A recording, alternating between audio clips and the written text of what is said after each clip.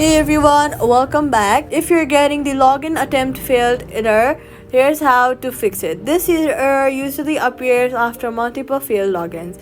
First of all, while logging in, always make sure to double check your login details. Then disable any VPN or proxy apps if you're using them. Now, reset your password if needed.